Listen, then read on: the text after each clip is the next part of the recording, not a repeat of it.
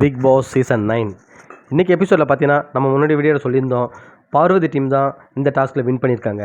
அவங்க பார்த்தீங்கன்னா கொடுத்த 5 சாங்குமே கிட்டத்தட்ட 16 நிமிஷத்துலேயே அவங்க எல்லா சாங்கையும் கண்டுபிடிச்சிட்டாங்க. ஆதிரையும் கனியும் சும்மா சொல்லக்கூடாதுங்க, கரெக்டாக வந்து கண்டுபிடிச்சிட்டாங்க.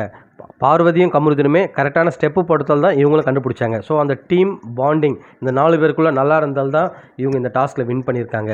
ஸோ அமித்தோட டீம் பார்த்தீங்கன்னா 5 சாங்கில் 4 சாங் கண்டுபிடிச்சாங்க. பாவம் ஒரு சாங் அவங்களால கண்டே பிடிக்க முடியல, கிவ் அப் பண்ணிட்டாங்க.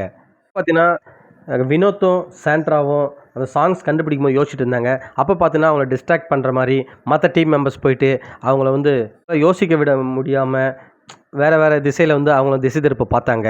பட் அவங்களால வந்து கடைசி வரைக்கும் பார்த்தீங்கன்னா அந்த ஒரு சாங் மட்டும் கண்டுபிடிக்க முடியல, மற்ற சாங் கண்டுபிடிச்சிட்டாங்க.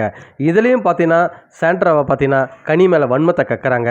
ஏதோ பாப்பா பாட்டு நீங்கள் பாடுனீங்க, என் குழந்தைய வச்சு தான் பாடினீங்கன்னு சொல்லிட்டு அவங்கக்கிட்ட சண்டைக்கு போகிறாங்க. உண்மையாகவே இந்த சாண்ட்ரா என்ன தான் நினச்சிருக்காங்க தெரில. யார் என்ன சொன்னாலுமே கை தொட்டா குத்தம், கால் தொட்டா குத்தம் தான் பண்ணிகிட்ருக்காங்க. இது உண்மையாகவே ஒரு கேம் ஸ்பிரிட்டுக்கு நல்லது இல்லைங்க. ரொம்ப ஓவராக தான் பண்ணுறாங்கன்னு எல்லாருக்குமே தோணுது. ஆனால் அவங்க நல்லாவே ஓவர் ஆக்டிங் பண்ணுறாங்க.